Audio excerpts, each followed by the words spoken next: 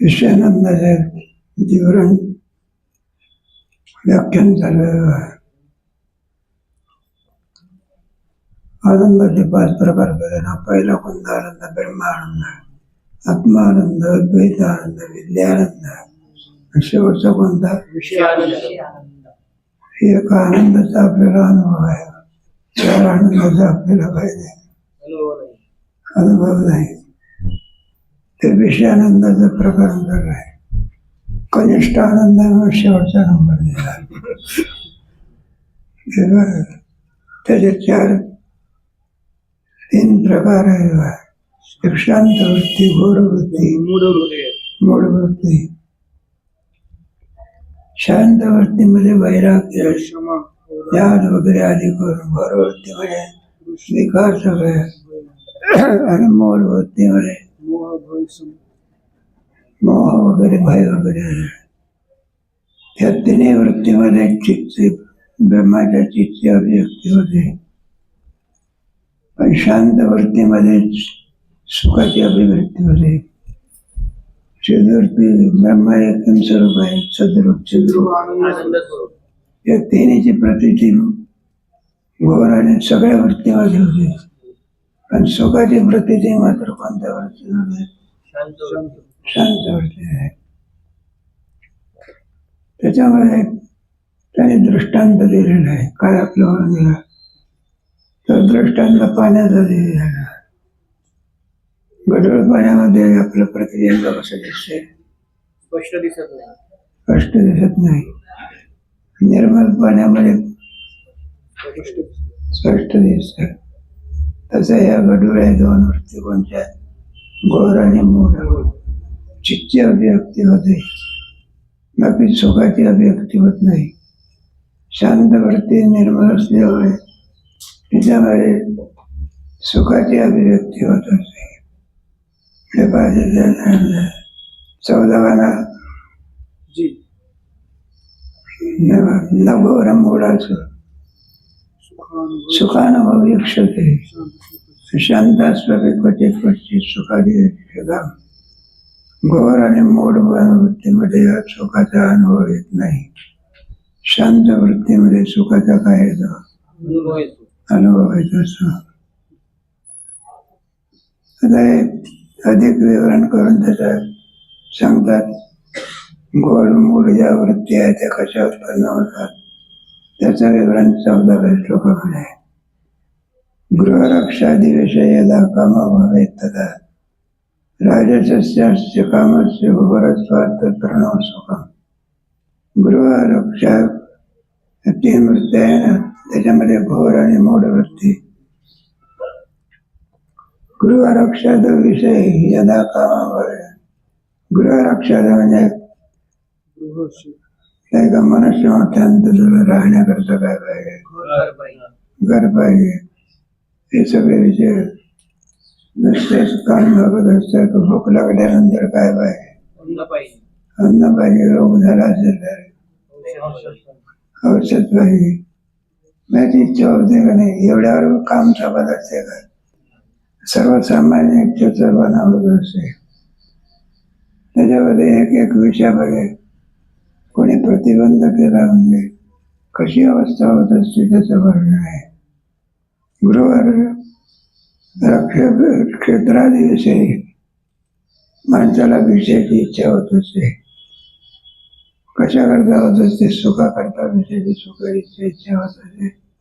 त्यावेळेला वृत्ती चंचल होत असते. काय होते? चंचल झालेल्या वृत्तीमध्ये आहे ना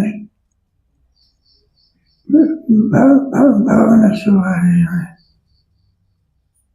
गृहरक्षादी विषय चंचल वृत्तीमध्ये कुठं सुख असते का? चंचलला जरी कशामुळे झाली? इच्छा झाली. त्या इच्छेमुळे वृत्ती काय झाली? चंचल झाली. बरोबर जो विषय पाहिजे असेल, प्रत्येकाचे विषय भिन्न भिन्न असते. त्याच्यामध्ये आपण लावायचं ब्राह्मण, क्षत्रिय, वैश्य, शूद्र वगैरे यांनी. एखादा शेतकरी असेल तर शेतकऱ्याला पाऊस पडला पाहिजे इच्छा होत असते, म्हणणं नाही तर सगळं वाळून जातं सगळं. एक घर इथून गेल्यानंतर नाही का शेवटच्या आपल्या कीर्तनाची प्रश्न झाली. एकच विषय राहते का भिन्न भिन्न नाही, आणि ती इच्छा झालेली नाही का. कोणाला काही कोणाला वाटते तिकडे जाऊन अधिक अभ्यास करावा, कोणाला वाटतं का कीर्तन वगैरे करावे. इच्छा झाल्यानंतर तिला कोणी प्रतिबंध केला, काय केलं, त्याच्याविषयी क्रोध उत्पन्न होता. काय करायचं, कीर्तनात नाही सांगायचं. त्याला जर कीर्तन करा आणि चाल नाही दिली म्हणण्याकरता, मग काय उत्पन्न होत असतं, आम्हाला कीर्तनकार फार चांगला आहे. मनाच्या विरुद्ध झालं की काय होत असतं, क्रोधामध्ये किती अनर्थ घडवण्याची शक्ती असते. जावे त्याच्या तेव्हा क्रोधामध्ये पहिला शत्रू जर कोणता असेल तर काम आहे बघा. त्याच्या अपूर्णतेमध्ये क्रोध उत्पन्न होत असतो, आणि त्यांच्या बरं का अधिकतेमध्ये लोभ उत्पन्न होत. कामध्ये शुक्रोदय तिने जीवाच्या कल्याणाचा घात करणारे तीन आहे, काम, क्रोध आणि लोभ. गरीबाला ती चालते असं नव्हे.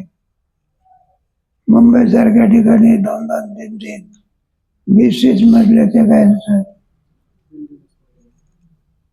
तरी सुद्धा इच्छा कमी झाली की पुन्हा चौथी बिल्डिंग बांधण्याचा काय करतात. एक मामासाहेब सांगायचे बा दृष्टांत, कोणाच्या घरी गेल्यानंतर श्रीमंताच्याकडे उतरण्याचा हे असायचा. आपले फिरायला घेऊन जात असतो श्रीमंत म्हणजे, आपलं वैभव सांगतो. काय सांगतो, बघा म्हणायला लागले चाळ कोणाची आहे. मध्यंतरी म्हणलं थोडे एक दुसऱ्याचं घर आहे, त्याला सांगतो म्हणलं काय पैसे लागेल त्याचे, पण हे घर कोणाला देऊन टाक, आम्हाला देऊन टाक. ते बाबासाहेब म्हणायचे, म्हणला मनात म्हणायचे इतकं तरी गरीब करता राहू दे. किती घेतलं तरी पूर्ण होत नाही, त्याला काम म्हणलं. किती वेळ होत्या, तो लोभ कधी पूर्ण होत नसतो, त्याला लोभ म्हणायला. मनुष्याला किती आवश्यकता असते, नाही का. आश्रमाचे स्थान निर्वाहपूर्ती अन्नाच्छादन, आश्रमाचे स्थान. मग इतकं वैभव कशा करता वाढवतो, त्याला लोभ म्हणतात. तुकोबराच्या ठिकाणी लोभ होता का, तर काय दिला ठेवा आहे, त्याच्यामध्ये काय होते, हे सगळे दुःखामुळे कारणीभूत आहे. त्याच्याकरता गृहरक्षादी यदा काम व्हावे, ज्या वेळेला माणसाला त्याची इच्छा होत असते, इच्छेने रूप जर झालं नाही तर त्याच्यामध्ये अनर्थ उत्पन्न होत असतात, क्रोध उत्पन्न होत असतो. कोणी प्रतिकार केला, बरं आपल्याला प्रतिकार करण्याची शक्ती नसेल, नाही का. शत्रू बलवान आहे ना, आपण कोण आहोत, कमकुवत आहोत, नाही का. मग विषाद उत्पन्न होतात, एक एक एक एक आणि दुष्टगुण निर्माण होत असत.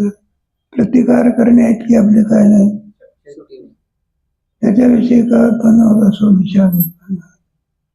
असे एक एक सगळे असुरी संपत्तीवर निर्माण करणारे पुणे सगळे देश निर्माण होतो, आणि आपलं नुकसान करतो, दुसऱ्याचे काय करतो, नुकसान करतो. एखादा घडलेली गोष्ट होती ना, वाचलं नाही, तिथे खाली पातळी चाललेली आहे. बापाचं आणि मुलाचं पटलं नाही, कोणाचा त्याचा परिणाम पेपरमध्ये आला होता, मोबाईलमध्ये सुद्धा दाखवत. त्याच्यामुळे मुलगा तर आत्मघात करण्याकरता निघाला. काय निघाला? आणि त्या काड्यावर जाऊन काय टाकायचे? उडे टाकायचे.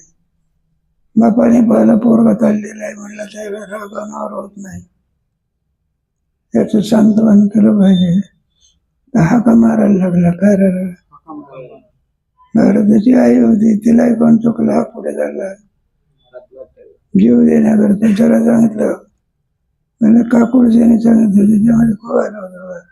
हे म्हणलं, बाळ काय करू नको. तो काही नाही, पुष्कळ सांगितलं ब्राह्मण, तरी त्याने काय टाकले. त्याचा परिणाम असा, त्याच्या बापाने काय टाकले, स्वतः मेला. दुसरा कोण मेला? तुझा बाबा मेला. त्याची आई होती, ती म्हटलं मी तरी जगून काय करायचं. तिने सुद्धा काय टाकलं. असा अनर्थ होत असतो. त्याला क्रोध म्हणतात. काय म्हणतात? त्या क्रोधामध्ये आपला विचार नष्ट होऊन जातात. आपण कोण आहो, काय करायला पाहिजे, या सर्वाचा काय पडतो. अलीकडे काय चाललंय, तरुणाच्या ठिकाणी विचाराचा असंभव असल्यामुळे प्रकार सगळे काय होतात ना. मनुष्य एवढ्या करताय की काहीतरी कर्तव्य होणार आहे. मनासारखं जर झालं नाही तर कोणते प्रकार होत असतात आपल्याला. ते याला म्हणायचं बरं, यदा काम व्हावे राजसस्य कामस्य गुरुत्वात् न सुखम. मग पुढे थोडा कामाला प्रतिबंध केला, क्रोध प्रतिकार करता येत नाही, ती शक्ती नसेल तर द्वेष बंद होता. हे सगळे माणसाला मानसिक विकार आहे. याला औषध नाही. काय याला काय नाही. जखम झाली असेल तर त्याला काय औषध आहे. त्याला काय. एक जण आपला तपासण्याकरता गेला, डॉक्टरने विचारलं काय, म्हणलं पोट दुखत असते आमचं. त्याने पुष्कळ समजलं. हे गेलं, चला म्हटलं असं तुम्हाला तपासतो. ते तपासण्यामध्ये म्हणलं पालथे लोटा, सरळ लोटा. ते टेस्ट म्हटलं त्याच्यामध्ये आणखी टोके काढत असते. काय काढते पण ते काय करावं लागत असते, कानाला लागत, गळ्यातच ठेवलं. आणि पुन्हा सगळे आणखी झाल्यानंतर, तपासून झाल्यानंतर म्हटलं तुम्हाला काय होते. म्हटलं या अगोदरच विचारायला पाहिजे, एवढी कसरत करायला पाहिजे. म्हटलं माझं पोट दुखत असते. म्हटलं तुमच्यामुळेच पोट दुखत नाही, दुखते याची. म्हटलं तुम्ही एवढे मोठे डॉक्टर झाले, तुम्हाला का समजत नाही एवढं MBBS आहे का MABS वगैरे. तर म्हणलं रोगच नाही तुम्हाला. म्हणलं कशावरून दुखते सांगू ना मला. आमची चाळ आहे, त्याच्यामध्ये मोकळं घर होतं. त्याला सांगितलं काय जेवढे रुपये लागले तेवढे घे, चाळ काय घर ते म्हणतात. त्यामुळे आम्हाला न देताना कोणाला नाही. आणि तेव्हापासून पोट विकारच. दुसऱ्याच्या घेण्यामध्ये दुसऱ्याच्या आनंदात आनंद असते, मुक्त अवस्था, साधक अवस्था. दुसऱ्याच्या तू काय म्हणे सुख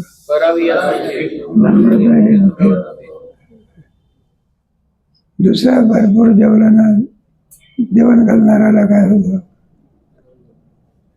बरं त्याच्याकरता नाही राहिला तरी चालेल.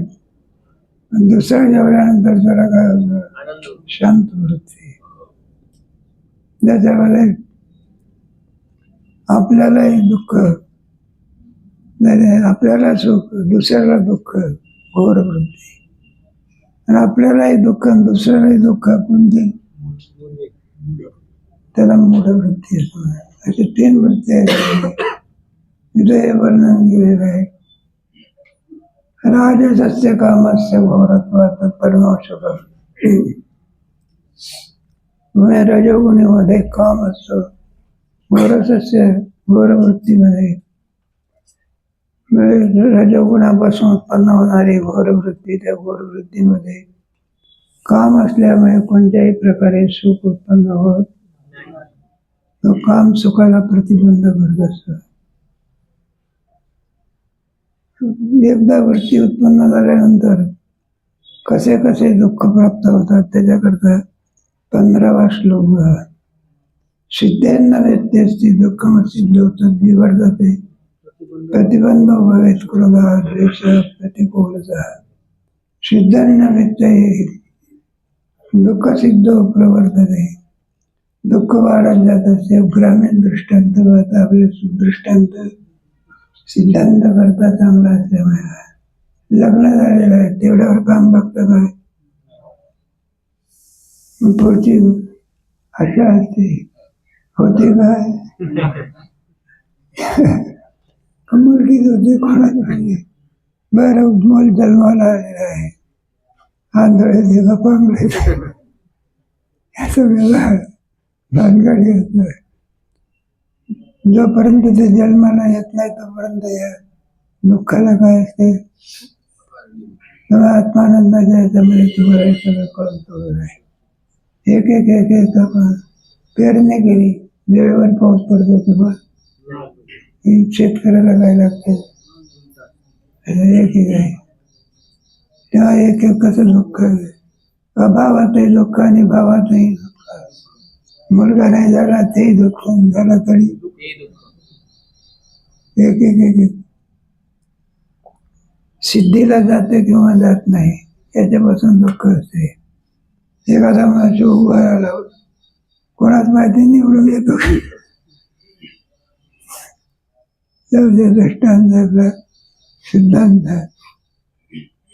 मला नव्हे ते दुःख माझी बिघडत असते. दुःख हे राज्याला वाढत जात असते. लोक रडत असतात. मला वाईट आपण फार बरे आहोत, चांगला आहे वारकरी शिक्षण. मुलगा जर झाला नाही, मुलगी का वय हवे ना. एखाद्या बाईला जर वाज म्हटलं तरी बाई रडत असते. कामामध्ये बाई जातात ना, एखादी बाई काय असते वाज आणि तिला ही नव्हतात, काय करतात मग त्याचा परिणाम ते रडत असते. कशामुळे अश्रू आले. काम पूर्ण झालं, प्रतिकूलतेमुळे असते. प्रतिबंध तो भवेत करतो. द्वेष अनुकूल असेल तर सुख होत असेल, प्रतिकूल असेल तर द्वेष उत्पन्न होत असतो. 15. आणखी पुन्हा क्रमाक्रमाने याच्यामध्ये विचार केलेला आहे. अधिक विचार अधिक करू तुमचा अभंग काढा आपला.